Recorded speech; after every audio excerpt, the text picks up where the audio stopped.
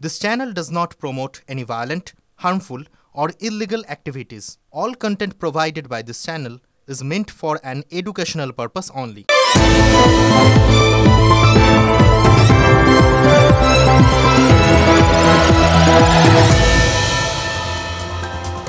এক একটা দিন এরকম আসে জানেন তো, যেরকম রোজ বলি সেরকম বলতে ইচ্ছে করে না। মনে হয় রোজ যে কথাগুলো না বললেই নয়, সেই কথাগুলো আজকেও হয়তো বলবো, কিন্তু সবটা কি আমার কথা হবে? মানে নর্মালি কথা বলতে গিয়ে আপনাদের সঙ্গে যখন আমি এই বিভিন্ন কি ঘটলো না ঘটলো সেগুলো নিয়ে একটু জাস্ট আলোচনা করি, গল্প করি, তখন কোথাও অন্যের কথা যতটা সম্ভব ব্যবহার না করতে চেষ্টা করি। অন্যের থেকে ধার করা শব্দ সচরাচর এড়িয়ে চলি। কিন্তু আজ মনে হচ্ছে একটু অন্যের মুখ থেকে শোনা কথা, শোনা শব্দ আপনাদের সাথে শেয়ার করি, আপনাদের শোনাই। একটা গান শুনছিলাম সোশ্যাল মিডিয়ায়, জানেন তো এখন তো অনেক কিছু হচ্ছে। এই তিলোত্তমা কাণ্ডে প্রতিবাদ জানাতে সবাই রাস্তায় নেমে পড়েছেন নিজের মতো করে। প্রত্যেকে অত্যন্ত স্বতঃস্ফূর্তভাবে প্রতিবাদ জানাচ্ছেন। এটা বাংলার ক্ষেত্রে একটা নতুন বিষয়। সেরকমই যাদবপুরের রাস্তায় গান বাজনা করছিল কিছু ছেলে, সম্ভবতই এই ডিবি বাস স্ট্যান্ডের কাছাকাছি কোথাও হবে আর কি। তখন বেশ ভালো রাত, রাস্তাঘাট ফাঁকা, কংক্রিটের রাস্তায় প্রতিবাদের অক্ষরগুলো লেখা পরিষ্কার দেখা যাচ্ছে। তিলোত্তমার খুনের বিচার চেয়ে লেখা সেই প্রতিবাদী অক্ষরের পাশে দাঁড়িয়ে তিনটে ছেলে গান গাইছিল। গানের যা বক্তব্য আছে সেগুলো আপনারা ওই সোশ্যাল মিডিয়ায় গেলে পেয়ে যাবেন, দেখে নেবেন, শুনে নেবেন। পুরোটা বলছি না, শুধু একটা শব্দ ধার করছি, একটা শব্দের উল্লেখ করছি, কারণ ওই শব্দটা আমাকে ভীষণ নাড়িয়ে দিয়ে গেছে। শব্দটা কি জানেন? কান্দে মাতারাম। এতদিন ধরে বন্দে মাতারাম করতাম, তো তাই প্রথমে একটু কনফিউজড হয়ে গেছিলাম। ঠিক শুনছি তো? ভালো করে শুনলাম না, বুঝলাম ছেলেগুলো কান্দে মাতারামই বলেছে। ভাবলাম সত্যিই তো, এখন যদি মা না কাঁদেন তাহলে আর কবে কাঁদবেন? আমার দেশ, আমার ভাষাই তো আমার মা, তাই না? একটা কথা, তিলোত্তমার মাও তো মা, এই দেশেরই মা, সেটাও কি ঠিক নয়?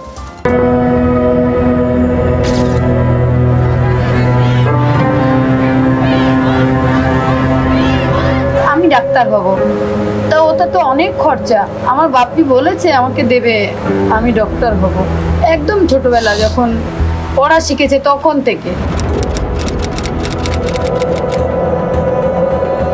এমডিতে গোল্ড মেডেল পেতেই হবে, সে সেই রাতেও লিখে গেছে।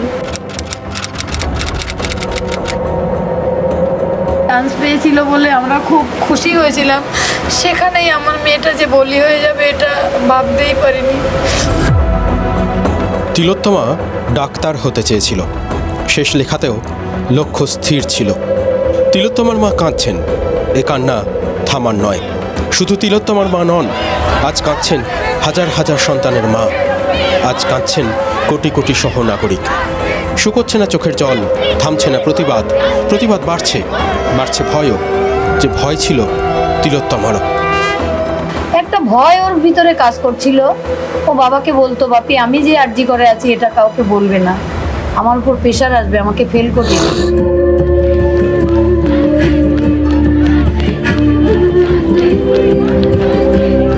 কেউ হাঁটছেন, কেউ গাইছেন, কেউ প্রতিবাদে ফেটে পড়ছেন। তিলোত্তমার বিচার চাই বলছে মানুষ। এই ক্ষত বিক্ষত সময় সময় কি করে সারাবে ক্ষত?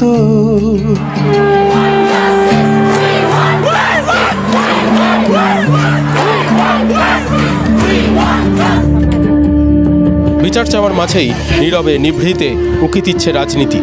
রাজনীতি থেকে অরাজনীতি, চিকিৎসক, শিল্পী, ক্রীড়াপ্রেমী থেকে সাধারণ মানুষ, সবাই পথে, সবাই সবার মতামতে।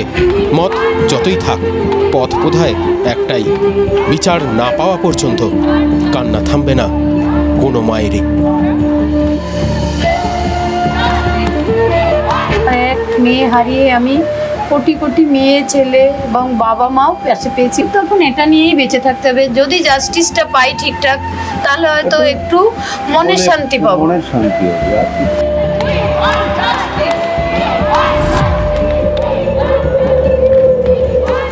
মুখ্যমন্ত্রী বলেছিলেন যারা যারা দায়ী কেউ ছাড় পাবেন না। এবার তারা কি বলেছিলেন তার থেকে বেরিয়ে এখন চূড়ান্ত ফলাফলের জন্য আমাদের বসে থাকতে হবে।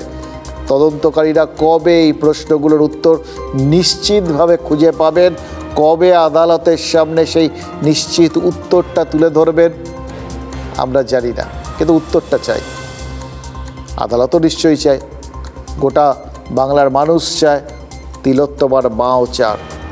তাই সুপ্রিম কোর্টে তিলোত্তমা মামলার শুনানিতে দেখুন, মুখ্যমন্ত্রী তিনি বলে দিয়েছেন যে একদম ফাঁসি চাই, ধরতেই হবে।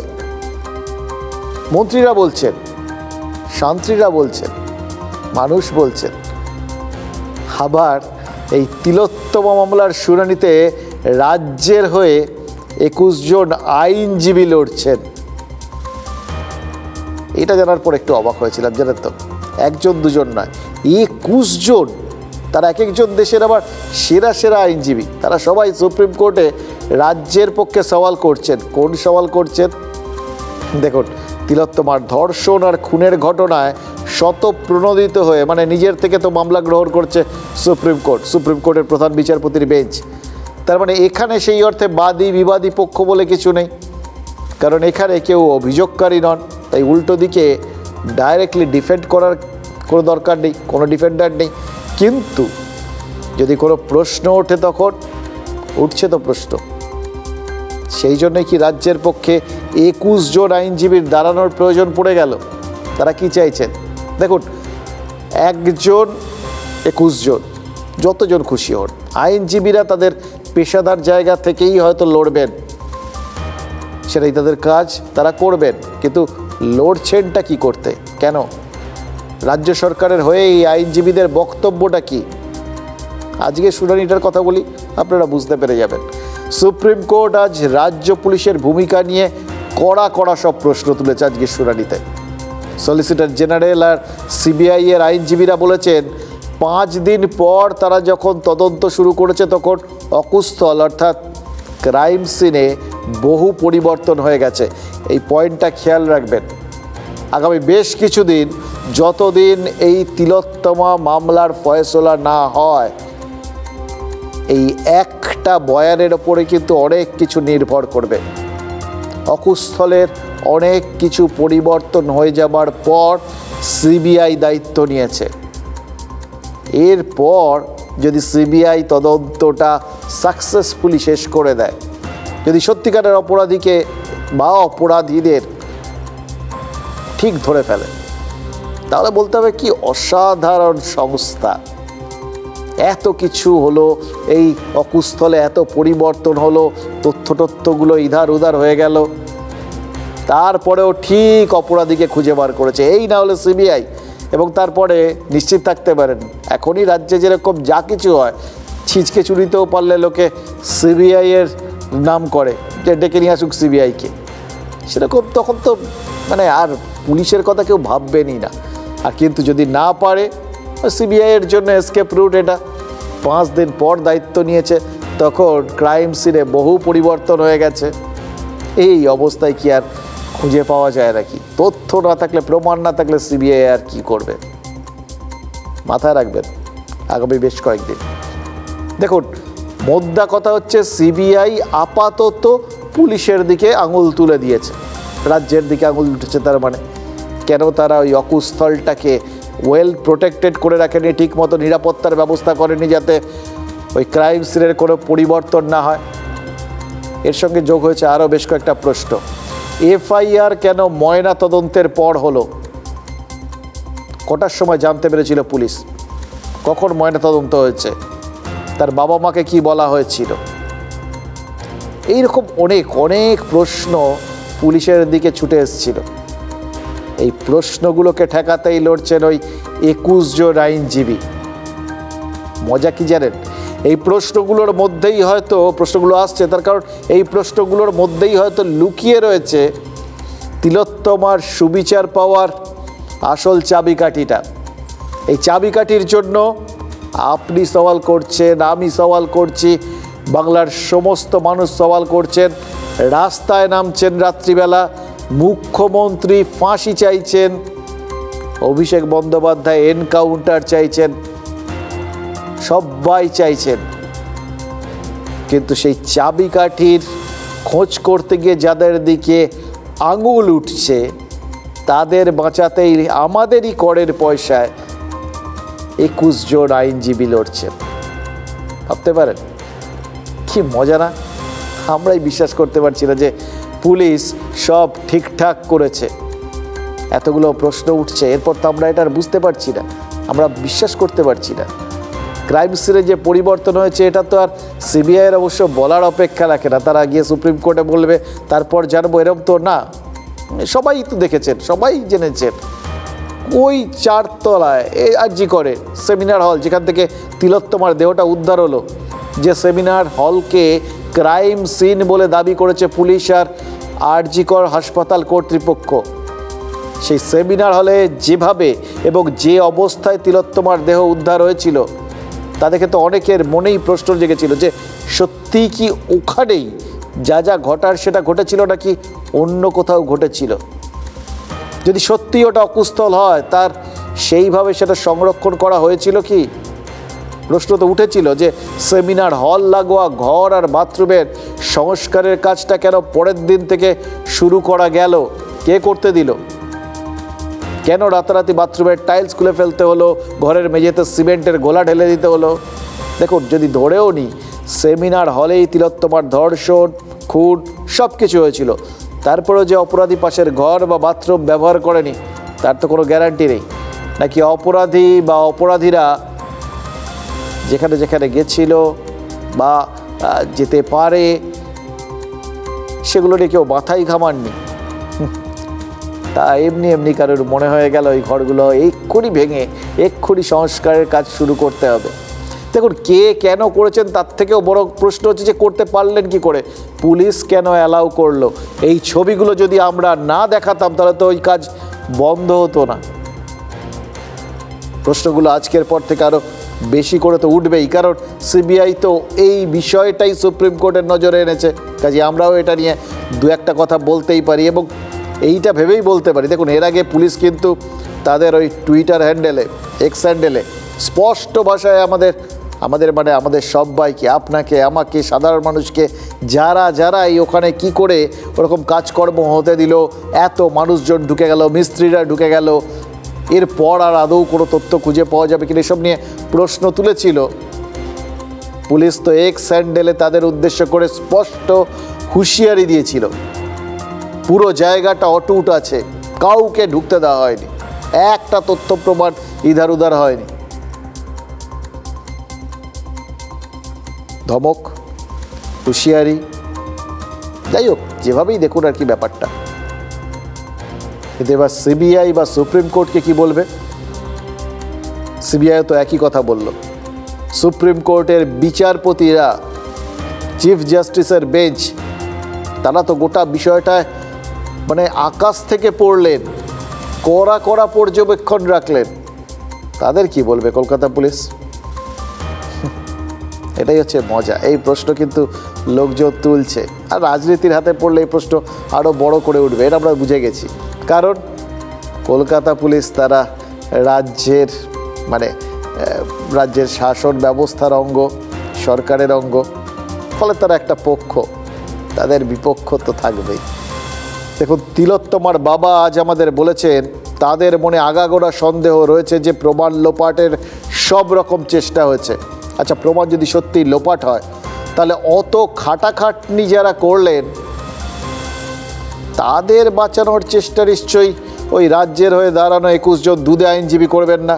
কারণ রাজ্যের মুখ্যমন্ত্রী তিনি তো স্বয়ং বিচার চাইছেন, ফাঁসি চাইছেন, দ্রুত ফাঁসি চাইছেন। এবার সেই শাস্তির পথে 21 জন আইনজীবী নিশ্চয়ই বাধা হয়ে দাঁড়াবেন না। এটাই তো আমরা ভাবতে পারি। নাকি এখানে তাদের পেশাদারি ভূমিকাটাই প্রাধান্য পাবে? যাই হোক, মাঝখান থেকে এই লড়াইয়ে কোথাও গিয়ে তিলোত্তমার সুবিচার পাওয়ার রাস্তাটা একটু জটিল হয়ে যাবে না তো?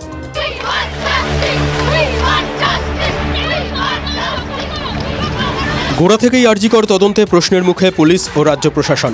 বৃহস্পতিবার মামলা শুনানিতে পুলিশের ভূমিকা নিয়ে হতবাক সুপ্রিম কোর্ট, কারণ সিবিআই এর বিস্ফোরক অভিযোগ ঘটনাস্থলের রদবদল করা হয়েছে, যা তদন্তের ক্ষেত্রে অন্তরায়। দুর্ঘটনা হোক বা ধর্ষণ খুনের মতো ঘটনা, ঘটনাস্থল ও পারিপার্শ্বিক তথ্য প্রমাণের ওপর ভর করেই তদন্তকারীরা এগোন। বিশেষজ্ঞদের মতে আরজিকর তদন্তের ক্ষেত্রে ঘটনাস্থলে উদ্ধার হওয়া দেহের অবস্থান, আঙুল, হাতের ছাপ ও জুতোর ছাপ, চুল কিংবা ত্বকের সূক্ষ্মকণা, অভিযুক্ত নিহতের ব্যবহৃত সামগ্রী, দেহরস, এমনই সব তথ্য প্রমাণ তদন্তের মোড় ঘুরিয়ে দিতে পারে। কিন্তু প্রশ্ন হলো, আদৌ কি সব তথ্য সংরক্ষিত করা হয়েছে? বৃহস্পতিবার সিবিআই এর অভিযোগ সেই প্রশ্নই তুলছে। এদিন শীর্ষ আদালতে সিবিআই এর হয়ে সলিসিটর জেনারেল বিস্ফোরক দাবি করেছেন। তুষার মেহতা বলেন, আমরা পঞ্চম দিনে তদন্তের ভার নিই। ঘটনাস্থলে গিয়ে দেখা যায় সেখানে বেশ কিছু পরিবর্তন অর্থাৎ অল্টার ঘটানো হয়েছে। তদন্তের ক্ষেত্রে সেটাই সবচেয়ে বড় চ্যালেঞ্জ। যদিও সিবিআই এর এই অভিযোগ মানতে নারাজ রাজ্যের আইনজীবী কপিল সিব্বল পাল্টা বলেন, কিছুই পরিবর্তন করা হয়নি, সব কিছুর ভিডিওগ্রাফি রয়েছে। বিশেষজ্ঞরা বলছেন, যে কোনো দুর্ঘটনার পর অকুস্থল সিল করে দেয় পুলিশ। এর ফলে তথ্য প্রমাণ নষ্ট কিংবা লোপাট করার সুযোগ থাকে না। আরজি করে সঠিক সময়ে সেই পদক্ষেপ কি পুলিশ করেছিল? তদন্তভার হাতে নিয়ে বারবার ঘটনাস্থলে ছুটে গেছেন সিবিআই আধিকারিকরা। ক্লু পেতে সেমিনার রুমে পরপর 3D স্ক্যানিং করেছে সিবিআই। সূত্রের খবর, ঘটনাস্থলে একাধিক ব্যক্তির হাত ও পায়ের ছাপ পাওয়া গেছে।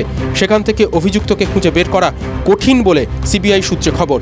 বৃহস্পতিবার শীর্ষ আদালত প্রশ্ন করে, 9 আগস্ট সকাল 10:10 নাগাদ টালা থানা অভিযোগ দায়ের করল, অথচ রাত 11:30 নাগাদ ঘটনাস্থল সিল করল পুলিশ। ততক্ষণ সেখানে কি চলছিল? সকাল থেকে রাত প্রতি পদক্ষেপে ভিডিওগ্রাফির কথা রাজ্য সরকার বললেও তাতে শীর্ষ আদালত সন্তুষ্ট হয়নি। প্রশ্ন হলো, সময় মতো ঘটনাস্থল সিল না করায় অকুস্থল অসুরক্ষিত থাকার সুযোগ নিয়ে তথ্য প্রমাণ কি নষ্ট হয়েছে? ক্রাইম সিন রাত 11টায় বন্ধ করা হয়েছে, 11টার পরে। আপনার কি মনে হচ্ছে কাউকে বাঁচানোর কোথাও একটা চেষ্টা হয়েছিল? প্রথম থেকেই ওরা করছিল, তার জন্য তো আমরা আজকে ভালো এজেন্সি দিয়ে বিচার চেয়েছিলাম। আদালত যখন 7-15 দেওয়া এগিয়ে আসছে, সিবিআইও সেরকম 7-15 দেওয়া এগিয়ে এসে অপরাধীদের ধরার চেষ্টা করে। যেটা ক্রাইম সিন বলে দেখানো হয়েছিল আদৌ সেটা ক্রাইম সিন নয়। প্রবাবলি যে রুমগুলোকে পিডব্লিউ ভেঙে দিয়েছে সেটাই হয়তো আসল ক্রাইম সিন ছিল, জানি না। কাজগুলো যদি ওদের সত্যি তদন্ত প্রতিবন্ধক হয়ে থাকে, তাহলে এর জন্য যারা রেসপন্সিবল ওরা তাদের বিরুদ্ধে ব্যবস্থা নিক। ওরা কোনো ব্যবস্থাও নেবে না আর কোর্টে গিয়ে শোকসভা করে কনফিউশন ছড়াবে, এটা কি করে হতে পারে?